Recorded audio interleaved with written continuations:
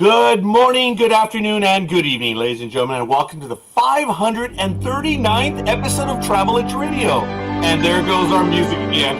Unbelievable. Let me cut that out real quick. Sorry about that, folks.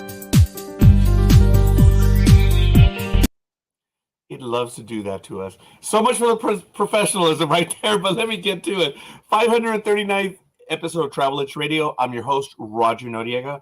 Substituting, as you can tell, for Dan Schlossberg, and we're the 13th season of Travel Itch Radio, the show that lets you enjoy the pleasures of travel from the comfort of your armchair. Every week at this time, we talk to people representing destinations, hotels, airlines, railroads, car rental companies, and others in the world of travel and hospitality, from authors and bloggers to broadcasters and publicists. If it's got anything to do with travel, it's got everything to do with Travel Itch Radio. My guest tonight is food and travel writer Kurt Jacobson. Welcome, Kurt, to Travel Itch Radio. Hey, thanks for having me on. I'm glad that you're here with us, and I understand that you wear many hats: chef, traveler, and freelance writer. How do you keep so many balls in the air at the same time? Well, I don't do them all at once. That's good. That definitely works. Now, you cover Alaska a lot, which I should have been ready for that. I'm not sure if I mentioned to you earlier, but I was in Alaska back in April of 2022. I spent about, I think it was 10 days in Anchorage. Best time of my life. And I went out there, but maybe we can get to that in a moment. I do apologize. You cover Alaska a lot. It's a big state with lots of stories, but do you go there in summer as well as winter? I used to live there full time, so I was there in winter. But when I moved out of Alaska to the lower 48, I never went back up for the winter. I only went up the next 17 out of 18 years to fish in the summer and visit my friends. Wow. When you mention Alaska, I instantly think of the Northern Lights, and I missed out on them by 1 week. Have you seen them, and what are they like? I imagine you have. Yeah, well, I spent a year in the Coast Guard at a Loran station up there, and we were just south of the Arctic Circle. And I saw the Northern Lights several times, and it was my first time to see them. I'd previously been on Kodiak Island in the Coast Guard, never saw the Northern Lights there. But up by the Arctic Circle, yeah, it was really cool. And yet, you see these ads for traveling to places and see the Northern Lights, but you can get skunked, and a lot of people do. And I took my wife to Sweden 2 weeks ago to see the Northern Lights. And on a scale of 1 to 10, the night that we saw them, it was a 1 at best. Understood. Now, in Alaska, I understand that 1 out of every 3 people that go to Denali National Park actually get to see. Is that correct? 1 out of every 3? I think that's pretty close. I mean, that mountain hides in the clouds a lot. Well, that's my next question. Have you seen Mount McKinley, or was it shrouded in clouds? Oh, more times than I could even count. I've seen Mount McKinley. Wow. Ladies and gentlemen, we're talking to food and travel writer Kurt Jacobson, and I do want to give a quick shout out to ARC54. Thank you for joining us. Folks, don't forget, let us know who you are and where you hail from. Leave a comment in the chat room, and if you do have a question, we may be able to get to it. And here at Travel Itch Radio, we love trains. Yes, Dan and I do have that in common, which brings up the question, have you ridden the Alaskan Railroad, and if so, did you enjoy it? I did ride it. It was the goofiest thing to me. It was back when that was the only way you could get a car to Whittier, Alaska easily, and you'd go up there and hop the train car on this weird ramp, go for a whopping, I don't know, what was it, 25-minute ride, pop out of this tunnel, see this towering behemoth called the Baggage Towers, an old World War II building. I think it's about 7 or 8 stories tall, maybe more. And boom, there was the beautiful Prince William Sound. And so that was the only train ride I've done in Alaska, but I'll never forget it. And I did it a couple of times. I bet. When I was there in April, I didn't have a chance to ride it, and I'm looking forward in the future to doing so. I was outside that tunnel, Kurt, and for some reason, I didn't go through. I don't know. I regret it now. But be that as it may, like Alaska, Colorado is a big and mountain state, but also has cities, deserts, and plains. Have you covered both sides of the Continental Divide? And what are your favorite spots? Well, I grew up in Colorado, and I was lucky to live in a family that loved hunting, fishing, and camping. So I've seen virtually every corner of the state and most everything in between. I've only been a travel writer for 8.5 years, but I've written several stories about Colorado since then. And yeah, people don't realize how scenic it is. Everybody loves the mountains; they're gorgeous. The Front Range, it's gorgeous. But on one of my trips that I drove from Baltimore to Colorado and back, on the way back, about an hour out of Denver, on Highway 34 or 36, I forget which it was, I started seeing antelope and deer and just the wide open prairie. And I realized how beautiful parts of the plains are. I had the privilege of being in Colorado in 2007, so I did get a bit of that. I saw more wildlife in Alaska though. But if I may, let's switch gears for a second and head east. We know you've done everything from cover a mid-Atlantic farm to writing about the historic city of Baltimore.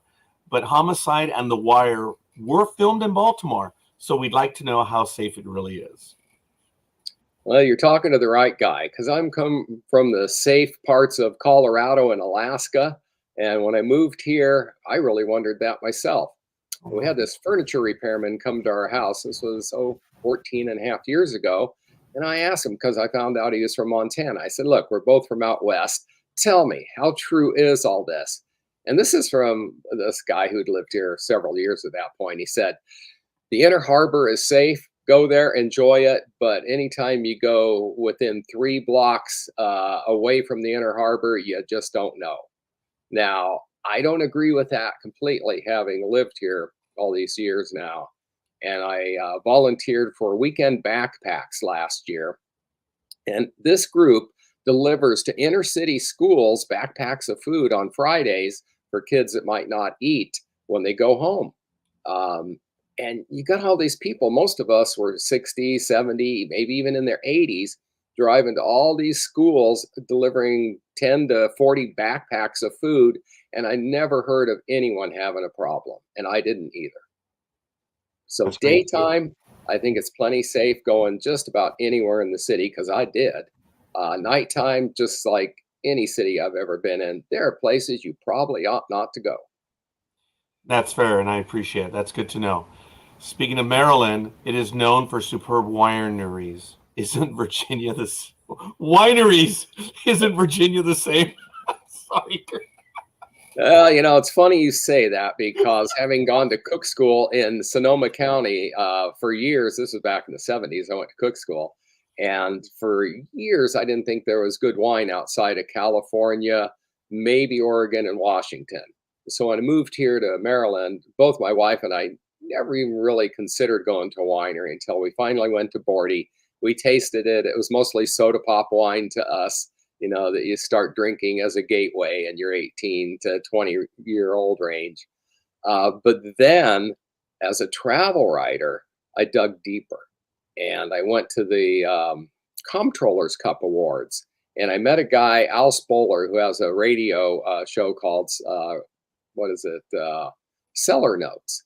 And I said, Al, are there really any good wineries in Maryland? And he said, yes. And he wrote me a list of 5. I went to all 5 and they were all very good, with Black Ankle being absolutely the tops. Black Ankle. Excellent. Good to know. Folks, I do want to thank everyone who's commenting. We may be able to get to your questions in the chat room.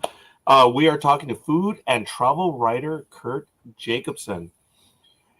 Is it a love of history that convinces you to cover places like Washington, Baltimore, Philadelphia, and Boston? That and the food.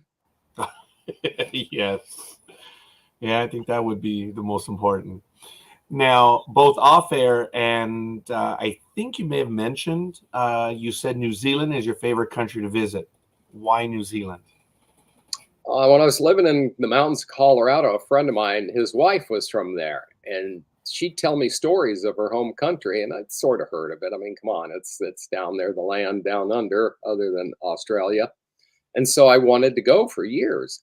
When I met my second wife and we got married, we both agreed we wanted to go there for our honeymoon, and we both fell head over heels in love with the place.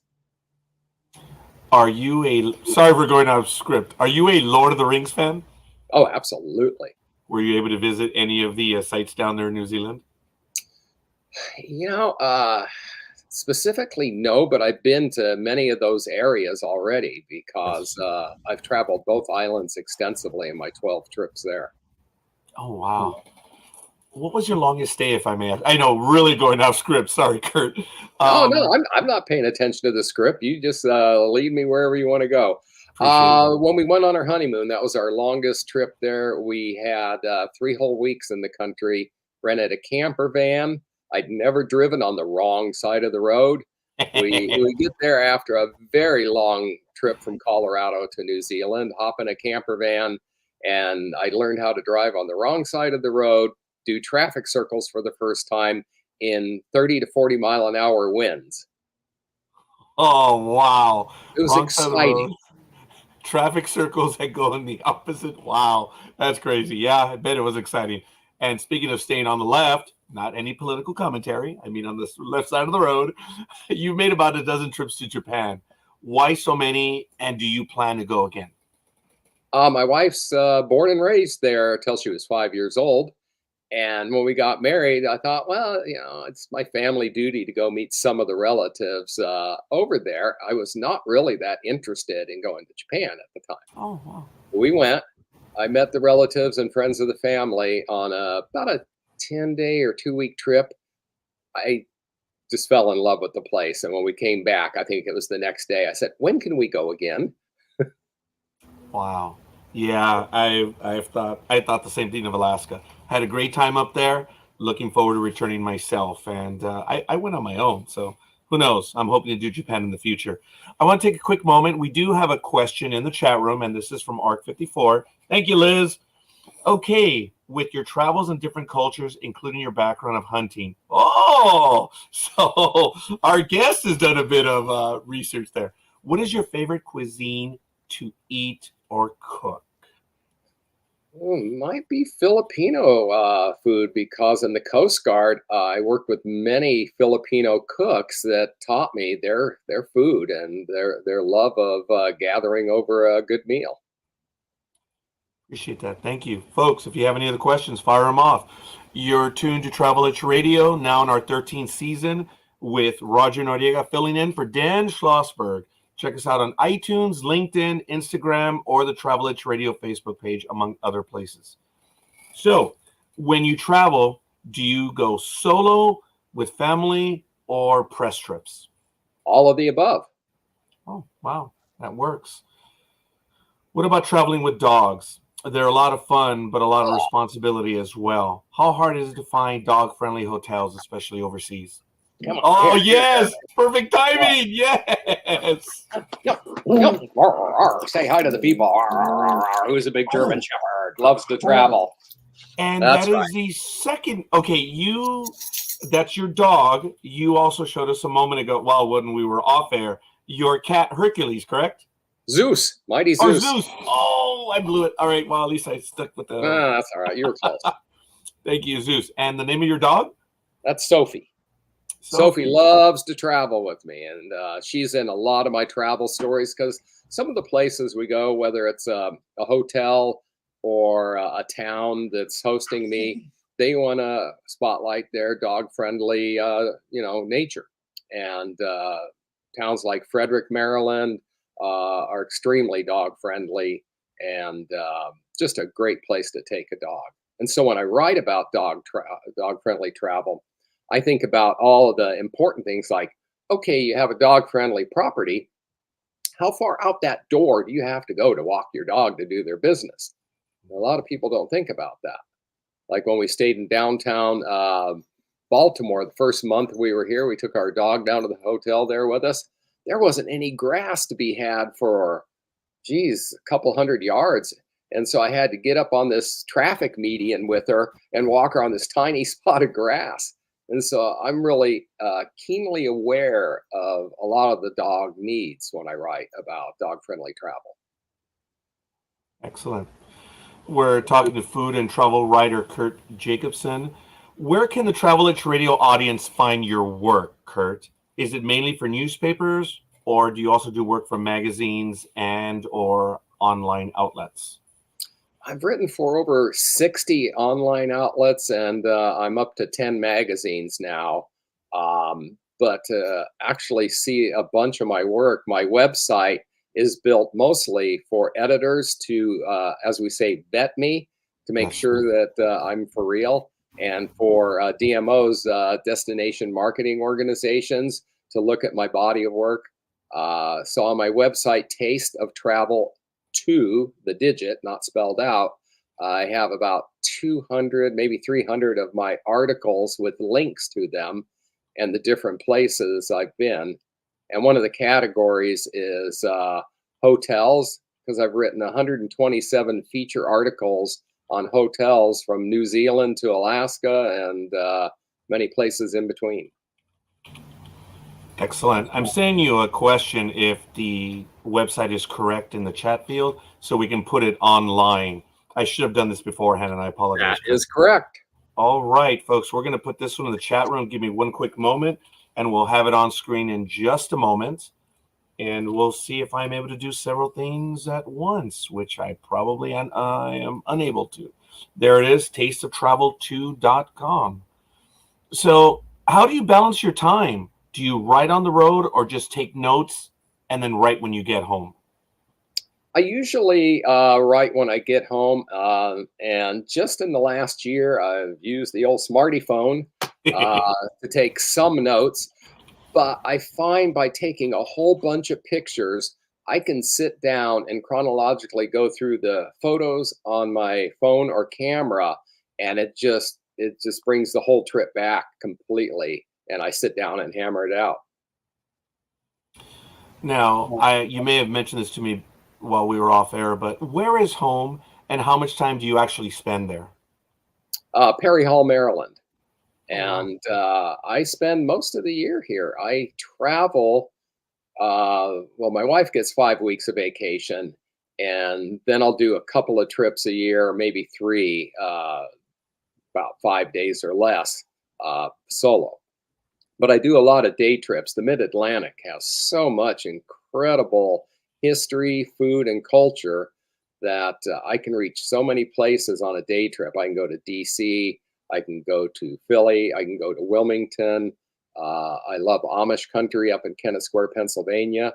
And these are all very easy day trips. And I write about those because I think other people would be interested in those kind of trips too.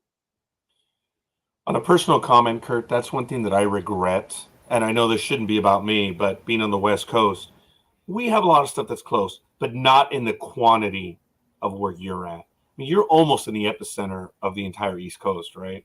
Yeah. Yeah, that works. And I am envious of that. Now, speaking of maybe something that wasn't envious, did the outbreak of the pandemic in 2022 interfere with your work? Yeah, we went to Colorado in May of 2020, and there I was on the 16th Street pedestrian mall bus, and someone was coughing on the bus, and still didn't know that much about COVID. But I thought, oh, that's not good. And I got off at the very next stop. Got home 2 days later, I was walloped with COVID. And the whole country was starting to shut down. I took the whole year off. Understood. Ladies and gentlemen, we're talking to food and travel writer Kurt Jacobson. Besides New Zealand and Japan, what are some of your favorite places, foreign and domestic? How about favorite airlines, since you must rely on them a lot? Yeah, good question. Both my wife and I like Europe. I love Spain. I've been there several times. We just got back 2 weeks ago from a trip to Sweden. We'd never been there. Found out that Stockholm's an amazing place to visit. And then within the U.S., my favorite places to visit are the old home state, Colorado. And I do love Oregon and Washington. I'd lived in Washington and the Tri-Cities for a while, and up around the Seattle area for a while. Yes, that's a nice place. I went up there once to catch a baseball game. I think that's another thing Dan and I have in common. Now, knowing that we have cell phones, which are just incredible. I have to ask, is language your biggest problem on the road, or do you speak different languages? And also, what about converting money or figuring out, which, well, you mentioned earlier, figuring out which side of the road to drive on. Languages, yeah. Well, lucky for me, I speak enough Spanish to be dangerous, and I learned in one of my Spanish classes that I'd never heard this before. I was taking a community college course in Spanish, and the teacher told us it's the most widely spoken language on the planet. There's more countries you can go to with that language than any other language. And so it comes in handy. I can get by, and I can certainly read it better than I can speak it. And so if it's a Spanish country, speaking country, I do pretty well. In Japan, that's a tough one for people if they don't have someone like my wife who can speak it fairly well. And both of us would be about lost without her parents that go to Japan with us, because they're obviously fluent. And yeah, that's the toughest one, is Japan. Wow. No. Yeah, I bet. I don't know what I'm going to do when I go. So my daughter wants to go, but she's not fluent either. We're English and Spanish ourselves. Is foreign food an issue for you, or are you an Anthony Bourdain type who's willing to eat anything, even if he can't pronounce or identify it? Oh, wow. Yeah, well, I'm closer to Anthony Bourdain on that than, say, Andrew Zimmer. That guy will eat guts and nasty stuff like Anything. crazy. I'll eat some strange things, and it was funny. It was in Japan. It was the sea snail that got me. I thought it looked really good. I saw them in several grocery stores, and I love shellfish and stuff like that. So my wife's uncle bought it for me, and he cooked it up. I thought, oh, this is going to be good. And I took a big old bite, and it was the nastiest thing I ever put in my mouth. And it was all I could do to be polite and chew it and swallow that. I had no idea a mollusk could be so incredibly foul tasting. Interesting. I don't think I've ever had mollusk, but something similar, especially south of the border. I believe it's abalone. Yeah. And it's rather common just south of Los Angeles in Tijuana, Oh, yeah. Rosarito. And yeah. So I guess it's really far from a mollusk then, right? Abalone Yeah. is actually it's all right. And Not I'm the not mollusk. sure that this sea snail would be considered a mollusk, but I think it is. I don't. It's not a bivalve like a clam. All right, fair enough. Anyway, beware of little snail-looking things in the grocery store in Japan that look good but might not taste good. Yeah, not wanting to be mean to anyone, but I want my food cooked and dead. So hopefully I'll be able to do well in Japan when I go. At Travel Itch, we love everything on tracks: trains, trolleys, subways, trams, funiculars, monorails, you name it. And we know from experience, European trains are great. Are you a rail fan as well? Absolutely. No.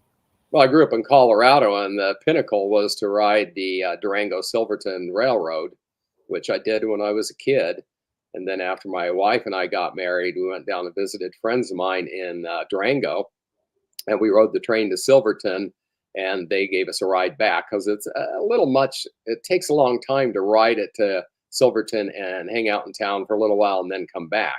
And you've already seen all that scenery. So it was really special to have the fast ride back. But that was a lot of fun, and ridden just a few trains in Europe. I've been wanting to ride the trains in New Zealand from what is it, Auckland to Wellington, but we did do the Christchurch to Picton route, which was Oh, wonderful along the coast of the South Island. wow. Yes. If I may be so bold to ask, have you done maybe like the Canadian rail from, say, Toronto to Vancouver or anything like that yet? No, I haven't, but that would be cool. Oh, and I did do the Potomac Eagle in Romney, West Virginia. That was a really nice ride. Oh, I bet the scenery. I've seen quite a bit of it. That must have been fun and exciting. Wow. I envy you there on that one. I'm looking forward to flying to Toronto, taking Canadian Rail, then jumping across the border, and then going from Seattle all the way down to San Diego. I'm hoping to do that. I think it's in 2026 or 2025. Do you plan that far ahead? I do. I have trips planned years in advance. I don't. Maybe a really big trip I'll plan a year or so in advance, but otherwise I plan most of my trips where I have to fly about 3 to 9 months out. Good to know. I have a bucket list, and that's why I'm doing some of that. And I'm going to be down in, hopefully, in 2031. I'm hoping to be down in New Zealand myself for the anniversary of the Lord of the Rings. We're not shills for Lord of the Rings, folks. We're just fans. So, just curious. But in a world that is growing increasingly political, have you had issues with people who aren't happy when they find out you're American? No, I haven't, but we did have a really talkative cabbie in Sweden that was really spewing some dislike of Russians and Chinese. And I thought that was really interesting because here's my wife who's Japanese and he doesn't know if she's Chinese or Japanese. But luckily, yeah, she wasn't. But that was really interesting. And we had someone in New Zealand that really gave us an earful, like we needed to hear what their social welfare programs were because we have similar ones in the US. And that was kind of funny. Yeah, that's interesting. Ladies and gentlemen, we're talking to food and travel writer Kurt Jacobson. Our viewers would love to know how you became a travel writer. So please tell us, if you're so inclined, where you were born, raised, and schooled, if we didn't discuss some of that already, and what you did before to get into travel journalism. I was a chef for 20 years and had an intense love of all things food. And I quit after 20 years because my back was having enough of that. And I came down with a bad case of eczema. And my hands were cracked and bleeding, which is not a good thing when you're a cook. You know? Right. Yeah. And I was working in Cordova, Alaska on my last job there. Say hi, Mighty Zeus. Hey, Zeus. Decided my lap needed warming. And my back was going out. My hands were going out. And I just had to throw up the white flag and say, I quit. But so love of food, deeply instilled in me. I got into real estate, was in that for 20 years. The crash came in 2008, 2009, kind of kicked me in the assets. Yeah. And I was looking for something else to do with my life and my time. So I started a food blog, which is really kind of fun because I had not written down hardly any recipes and I made up hundreds and hundreds of them in my time cooking professionally. Yes. So here was a repository now of my recipes, but there was no money in it. And after about 5 years of it, I had transitioned into wanting to write about travel because I saw some top food bloggers posting stories about their trips. And then I found an online course to become a travel writer. And I did it, and I got almost nowhere with it. But that same company put on a 3-day training event once a year in a different city. And that particular year, it was in Denver, my hometown. From Baltimore to Denver, I went. 3 days later, I came out of there with almost everything I needed to become a professional travel writer. They were so good at what they did. Excellent. Now, I feel there's an unfair question for me to ask because I've written none. Dan has written quite a few. How have you written any books about your travels, and do you plan to do so?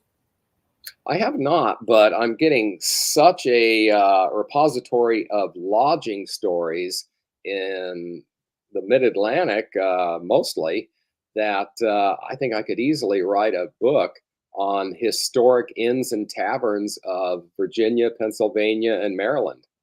So I'm really thinking of writing a book on that subject.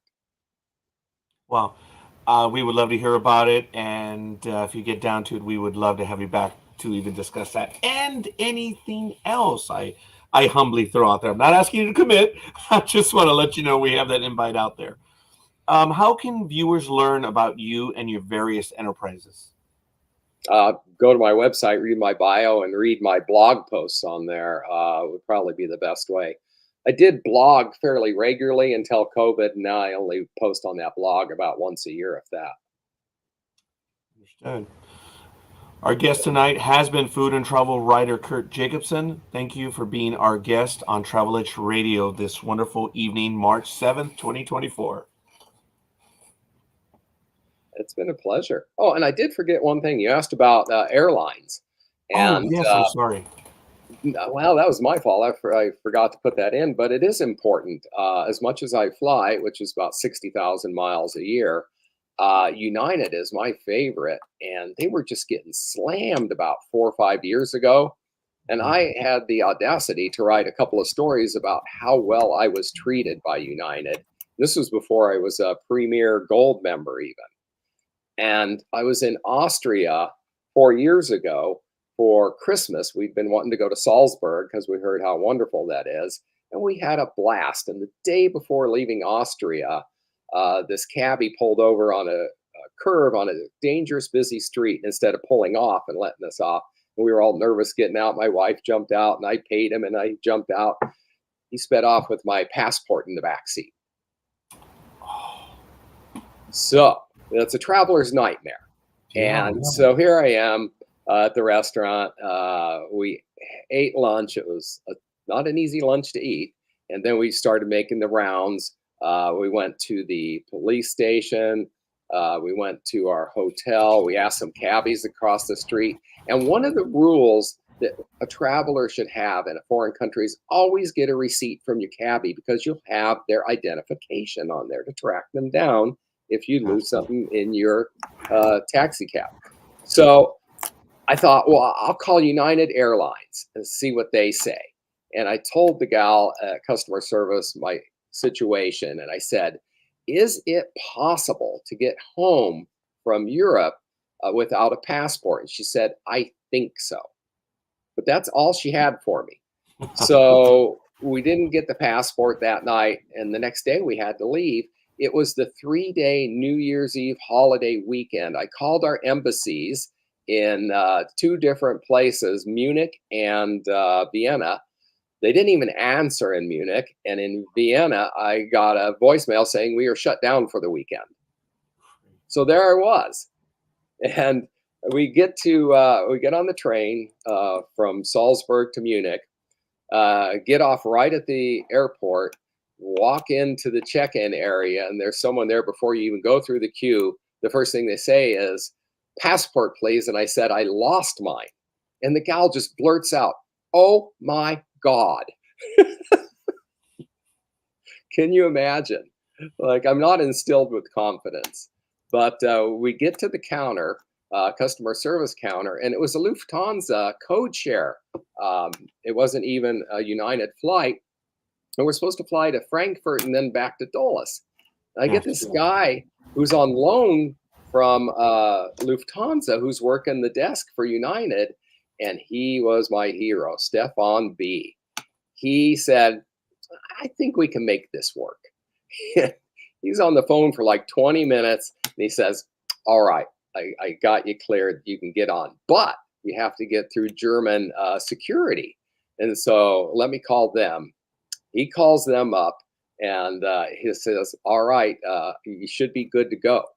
And so I go up to security and I tell him, hi, I don't have my passport, but the guy at United called up and said that I'm clear. And he said, I didn't hear anything about this. Of course. Long story short, we make it through 2 more hurdles, get to the gate. And not only did Stefan B get us on that plane, but he booked us directly home to Dulles, so we didn't have to go through Frankfurt without my passport, and didn't charge us. And then when we got to the gate, I asked the gal, is there any way my wife can sit with me up in premium economy? And she put my wife up there for free. So you talk about customer service. Hell yeah, that's great. And definitely a travel hero. Wonderful airline that did that. Stefan B, you mentioned, right? I have a picture of him in the article I wrote about how United saved me. Oh, excellent. Then we're going to have to do a little bit of research on that one. I look forward to reading it myself. I think it's on my blog on the website is where I posted. No one was eager to buy that story, and I just had to get it out there. Oh, that's a shame. But it's tasteoftravel2.com. It's at the bottom on the ticker, folks. Check it out. And are there any other stories you would like to add? That was the most exciting one probably of the last 8 years because it really is a traveler's nightmare to lose your passport in a foreign country. And oh, by the way, when we did finally get through the security guys in Munich, they came in and said, all right, it's okay, but there's just one small problem. It's a misdemeanor to travel from another country into Germany by train, and you came into the country without a passport. You can't come in without a passport. And he says, but we'll just waive that. We'll just look the other way on that. All we need is get a copy of your photo you have of your passport on your phone, and you can go. So always take a picture of your passport before leaving home. A nice, clear picture in case you need it. And even though people told us during the situation that won't help you, it did get us home. Wow. Excellent. Hey, on a personal comment related to that, do you see, and this is way out there, but knowing how technology is catching up in many different ways and other things, do you see the opportunity of a digital passport taking hold anytime soon? Or we're not even there yet? Like I said, this is way out there. I don't know, but I bet it is going to happen. Okay. Yeah, I haven't done it yet. I'm hoping to travel internationally very soon, but still going to do the domestic stuff for a while. But wow, excellent. Kurt, I want to thank you. And ladies and gentlemen, I want to say that we're on the cusp of another baseball season. This is the perfect time to place an advance order with Amazon for Dan Schlossberg's new book, Home Run King, The Remarkable Record of Hank Aaron. Dusty Baker wrote the foreword. Folks, that's it for this edition of Travel Itch Radio. Now this is Roger Noriega saying thank you for your time this time until next time. And it's going to be at same time, same place. We'll talk to Lori German about beautiful Glendale, Arizona. For now, good night, stay safe. And we did get a comment from Elizabeth. Thank you for your wonderful interview. Yes, it has been great. And folks, we're going to head on over, check out tasteoftravel2.com and let Kurt know that you saw the interview and or you have read his articles. So for everyone else, we are out.